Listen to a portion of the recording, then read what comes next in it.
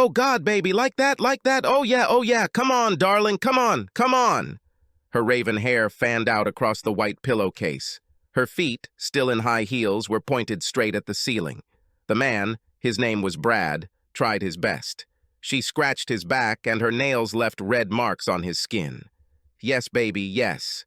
I needed both hands to hold the video camera steady. Another minute of, oh yeah, and Brad announced his finish line. He stood motionless for a minute or so, and then fell onto the bed next to her. They were both silent for a couple of seconds. And then Brad said, "If you do get pregnant with me, are you going to name the baby after me?" "Don't be stupid, baby.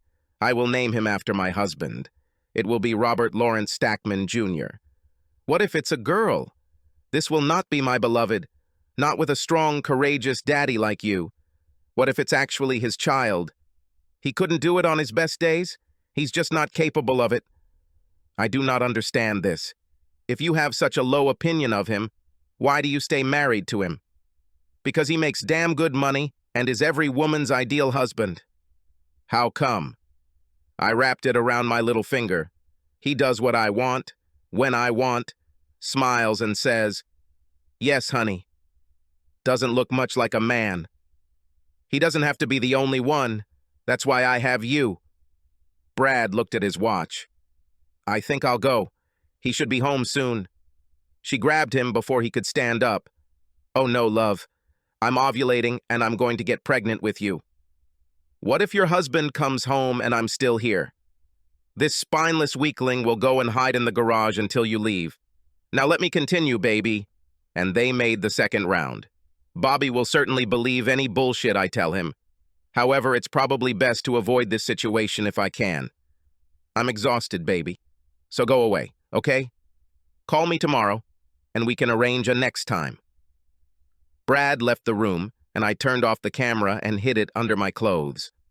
I heard the front door close, and then Stella said, "You can go out now."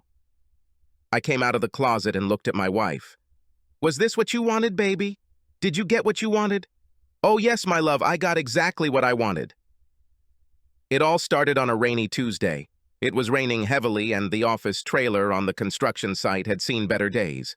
He eventually decided to give up the fight, and the roof and 2 windows began to leak. The water shorted out a couple of electrical circuits, and I turned off the computer before it could short out. Outside, the pouring rain was turning the ground to a mushy mess, so I told the guys to turn off the equipment and call it a day. Usually on a rainy day, I would go back to the office and do paperwork. But that day, I really didn't feel like doing it. No, I thought, to hell with the paperwork, let's go home instead. There was an unfamiliar car in the driveway, so I assumed that Stella had a girl visiting and that my lovemaking on a rainy afternoon would not happen. I parked the car on the street so the car in the driveway could get out and went into the house. It's a shock when you find out that your loving wife loves someone else. The sounds coming from the upstairs bedroom and the trail of clothes leading from the living room to the stairs spoke of this all too clearly. My first instinct was to rush upstairs and cause serious bodily harm to Stella and whoever she was with, but fortunately for me, I learned to control my temper. I quietly left the house and drove my car down the block to a parking lot where I could watch the house. About 2 hours later, a man I had never seen before walked out the front door, got into his car in the driveway, and drove off. During the 2 hours that I sat and watched, I wondered how long this had been going on. I wondered why this was happening. Stella and I had only been married for 2 years, and how the hell could a marriage fall apart in such a short period of time? There were no problems with money. My construction company was thriving. Sexually, everything was fine, at least from my point of view. We still courted each other like newlyweds. Something was clearly wrong, but I couldn't figure out what it was. I thought back to see if I could remember anything that might give me a clue as to when Stella started cheating on me, but nothing came to mind. None of the classic signs showed up. Strange phone calls, unexplained absences, cessation of sex. None of this happened. One thing I knew for sure was that I was going to do something about it, and Stella and her lover weren't going to like it. Electronics Avenue sold me most of what I needed, and by the end of the week, I had a sound system installed in my house. I had several sound-activated tape recorders hidden in strategic locations, and one was connected to the phone. Even before I began doing what intelligence agencies call information gathering, I began processing Stella. That night, after a tense romp in the bedroom, I asked, "Do you ever have any fantasies? Isn't everyone doing this? I don't know. Which ones do you have? Win the lottery, being seduced by Brad Pitt or Matt Damon. Ask the genie to grant me a wish so that my boobs never start to sag. Why do you ask? Just curious. Pitt and Damon, right? Are there any other guys? There is no guy, and these are just fantasies. You are more than enough for me. What led to this conversation? Nothing, just sudden curiosity. A lover of all sorts of nonsense. I know you too well. You have a fantasy, and you wondered if I do too.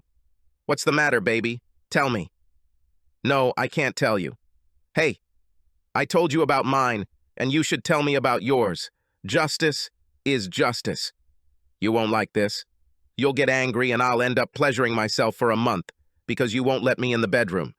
"Oh, come on. Don't be so melodramatic. Tell me."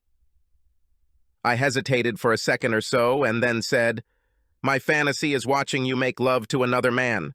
She looked at me for a few seconds and then said, "You're kidding, right? Me and another man?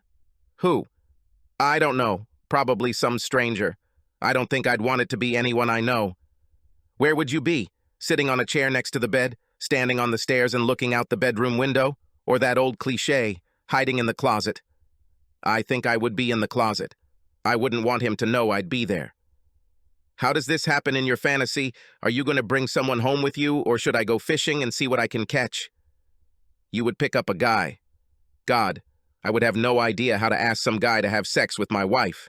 You wouldn't have any problems." "Why is this?" "Girls just naturally know how to pick up guys. You throw out bait, and they come running." "How long have you had this fantasy?" "It's been a couple of months now." "Why? Why do you want to see me have sex with another man?" "So I can see what I can't see when we make love." "Like what?" "Do your toes curl when you feel good? Do your legs swing from side to side or point straight up? When I'm on top of you, I can't see your body moving. I feel it move, but I don't see what it does. Is your facial expression different? There are probably many more, but these are the ones that just came to mind." "Charming. I would never have expected this from you." "What?" "That you would like to see me making love. No, not love, but sex with another man." "Well, it's just a fantasy. I never expected this to happen." "But that's what you want, isn't it? I can tell by the tone of your voice and the way you talk that you really want this to happen." I looked at her for a few long moments and then said, "Yeah, I guess I really want this. I'll do anything for you, baby, and you know it. Now, Stella, you are my life. Nothing you could do would make me hate you. I might throw your ass out on the street, but I won't hate you," I thought to myself. "Do you really want it? I'm not kidding?" "Yes, baby, I do." "Well, I'm not making you any promises, but I'll think about it." The next evening, after we had eaten and cleared away the dinner dishes, Stella told me that she was going to her mother's for a couple of hours and that she would be back before bed. As soon as she pulled out of the driveway, I pulled out the recorder that was hidden in the living room and played it.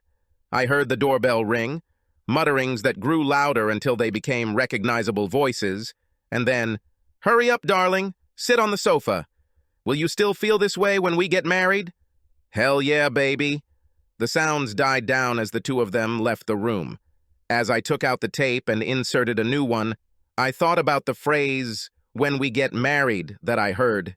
It sure as hell sounded like I was going to get a divorce or die. The next recording I checked was in the bedroom, but there was nothing on it except a lot of moaning. The next one was the one connected to the telephone line. There were 6 calls in total. 1 wrong number, 2 telemarketing calls. A call from her sister that was just normal chit-chat. A call from her lover asking if he could come over. And the last call was to Stella from her mother. The last call opened my eyes. "Hello?" "Hi, Mom." "Hi, Stell. Are you calling me because you need something again? I need you to cover for me tonight in case hubby calls. Who are you dating, Brad or David? With Brad. One day you will be caught, Stell. You know that, right? No, I won't get caught, and with any luck you won't have to cover for me anymore. Are you finally going to get a divorce? No, I still need another year so I can be sure I know where all the assets are. Don't be greedy, honey. Get out before you get caught. Another year could mean another $250,000, Mom. Plus, I won't have to worry about getting caught. I'm going to turn Bob into my own cuckold. I'm going to have fun with Brad and then Dave right in front of him. Honey, I would think long and hard about this. My advice is don't do this. Playing the game of treason could backfire on you. No, Mom, I'll be fine. You'll see.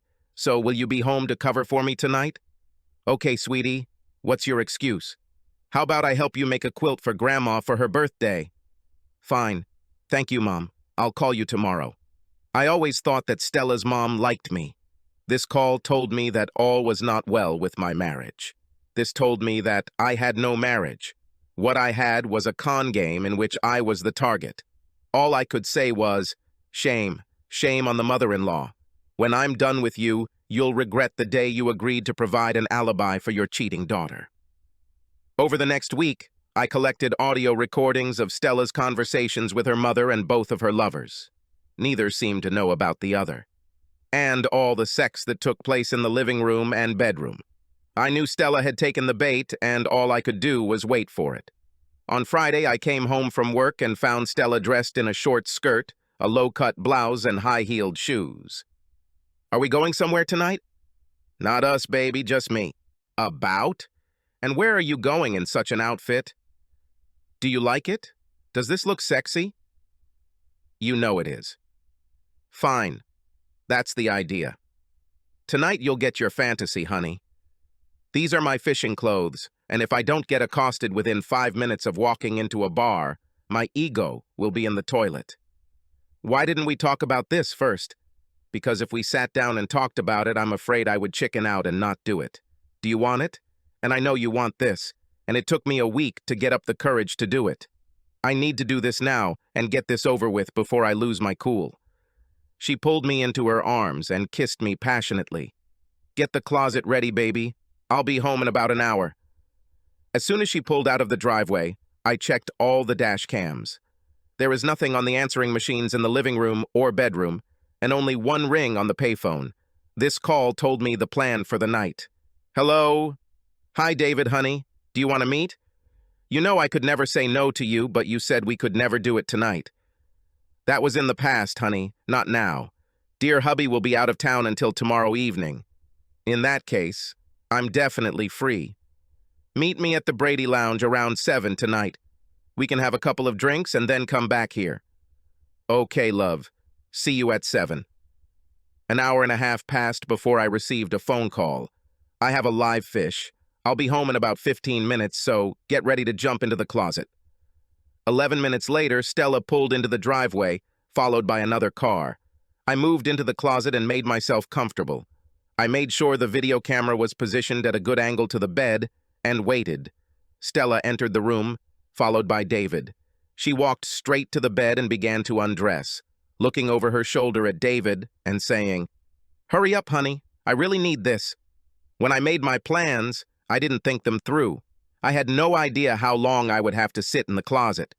I knew, although I couldn't see into her thoughts, that while she was looking at the closet at my eye level, she was thinking, "You're a stupid piece of shit. This is one of my lovers and we are having sex with your blessing and you have no idea."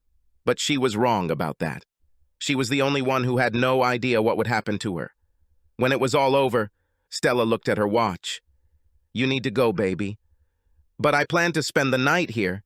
You told me that your husband was out of town, and I thought that Stella put her finger to his lips. "Hush, baby. I never said it would last all night. You need to get out of here. My sister is coming to stay with us for the night after leaving a party she went to in Avon. She'll be here in about half an hour, and you need to leave. Now. No arguing. Go away. Come on. Come on. Come on." And she picked up his trousers from the floor and handed them to him. Stella walked him to the door, and while she was leaving the room, I hid the video camera. I was just taking off my boxers when Stella came back into the room. "Oh, baby, if this is any indication that you enjoyed your fantasy, I'm glad. We can talk later, baby, but for now let your wife take care of this for you." Mixed emotions. It was damn hard for me. I really didn't want anything to do with that bitch. On the other hand, I needed to keep her from suspecting that I was stalking her, and refusing to have sex with her would raise a lot of alarm bells. I had no choice but to use it. When it was all over, and we were lying next to each other on the bed, Stella asked, "Okay, baby, was this what you wanted?" It was okay, Stell. But no, it wasn't what I wanted. "Oh God, baby, didn't you like that? Now you're going to hate me. Oh God, I knew I shouldn't have done that." As hard as it was for me to do it, I hugged her and told her not to worry. "I don't hate you, baby.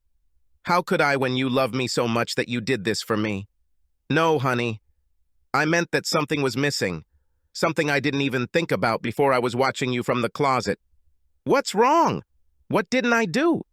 "It's not about what you didn't do, honey. You're just great.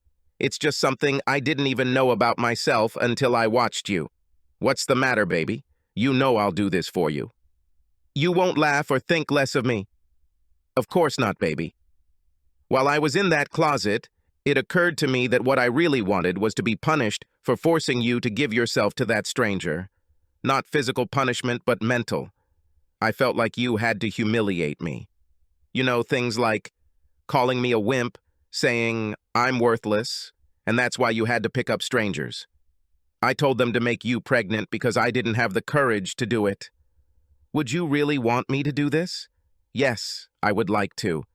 But none of this is true, baby. You're not a weakling. And where did this insufficiently courageous man come from to make me pregnant? Neither of us want kids right now, so we haven't even tried. I know, baby. This is all madness, and I know it. But your lover must go away thinking I'm a weakling who can't take care of his own wife. Well, if that's what you want, fine. I can do this, but it will feel wrong. I'll do it tomorrow night before I wake up tonight. If you wait, I might lose my nerve. Are you sure you're okay with this fantasy? It won't hurt us, will it? No, honey. It doesn't hurt me at all. Having sex with her two boyfriends in front of me sexually charged my wife, and she couldn't leave me alone for the rest of the weekend. I wanted to push her away or spit on her, but I had to force myself to behave. I needed to keep my balance until I was ready to bring the hammer down on her. On Monday morning, I showed up for an appointment with a divorce lawyer. I gave him a copy of the audio and videotapes. He looked through them and asked me what I wanted. Dissolution of the marriage, and I want this one to leave with nothing. No alimony, no agreement, nothing. She can only end the marriage with what she had before the marriage, her maiden name, and that's all. You know she's going to fight this, right? With what we have, divorce will not be easy, but a good lawyer will get the judge to award her something. I don't know much about law, but doesn't this audio recording of her talking to her mother about how she stole from me show that she only married me for my money? Wouldn't that be cheating? It would be difficult to prove, and I doubt I could get the DA to file charges. We may be able to scare her with the threat of criminal prosecution, but this will depend on how smart a lawyer she finds. How would an alienation of affection claim go if we went to her mother? We would have a good chance there. Maybe the threat of me doing this will make Stella give in. You could try this. What are the work hours? I can get the paperwork done by tomorrow afternoon, and then it just needs to be served. That night and the next morning, Stella was still very horny from her weekend, and as disgusting as it was for me, I had to take care of business. At dinner on Wednesday, Stella asked me how I felt about her working on my fantasy a little more. Brad called me today and said he wanted to see me again. You seem to like him, why not? But just one thing, you can't do it here. Why not? Because tomorrow at this time you won't be living here anymore. What are you talking about? I want to show you something. Just a second, I'll be right back. I stood up, walked into my home office, picked up my briefcase, and returned to the kitchen. I took out the tape recorder and put it on the table. I took excerpts from the tapes I had collected and inserted the tape into the recorder. I pressed the play button. Hurry up, darling. Sit on the sofa. Will you still feel this way when we get married? Hell yeah, baby. There was a pause on the tape, and I looked up at Stella's face and saw that she had turned pale. The following fragment of the tape began. I need you to cover for me tonight in case hubby calls. Who are you dating, Brad or David? With Brad. One day you will be caught. You know that, right? No, I won't get caught, and with any luck, you won't have to cover for me anymore. Are you finally going to get a divorce? No. I still need another year to make sure I know where all the assets are. I pressed the stop button, looking at Stella's stunned expression. Then I took an envelope out of my briefcase and handed it to her. She took it, and I said, You have been notified. Now here's how it goes. You walk away and don't fight the divorce, and I'll leave your mother alone. I will register your car for you and pay for insurance for 1 year. I'll pay the security deposit and rent for the apartment for the first year and give you $5,000 to start. Give me the slightest problem and I'll sue your mother, Brad, and David for alienation of affection. I don't know what I can get from Brad and David, but my lawyer says that I could eventually get a judgment against your mother for such an amount that if she doesn't pay, I can put a lien on her house and foreclose on her. Her and your father outside. The bottom line is that you need to start packing. I want you to be out of this house by this time tomorrow. But it didn't end there. Stella packed her things, left, and moved back in with her parents until she could find a place of her own. She told her mother about my threat, which caused her mother to have a panic attack. My father-in-law wanted to know why she was crying, and she told him that I was going to take their house. Neither Stella nor her mother told him why, so he came to me and called me every swear word he could think of. It's bad enough that you're being a jerk to my daughter, but what makes you think you can drag my wife into this? I liked Ralph and hated doing this to him, but I had no intention of becoming the villain of the play, so I played him the tapes. He sat stunned, listening to his wife and daughter plotting against me, and then he got up and left without saying another word. I later heard that he threw Stella out of the house, and when his wife tried to stop him, he told her to shut up or get out too. Stella actually left without opposing me in the divorce, and 2 months after the divorce was final, she married Brad. It turns out Brad was a control freak, and I saw Stella around town with black eyes several times. One day I saw her with her arm in a sling, and I couldn't help but be happy for her that she was able to marry the man of her dreams. Subscribe to our channel so that your second chaff doesn't cheat on you, and go ahead and listen to the next story, because this story is nothing compared to the next one. If you're under 18, don't even think about listening to the next one.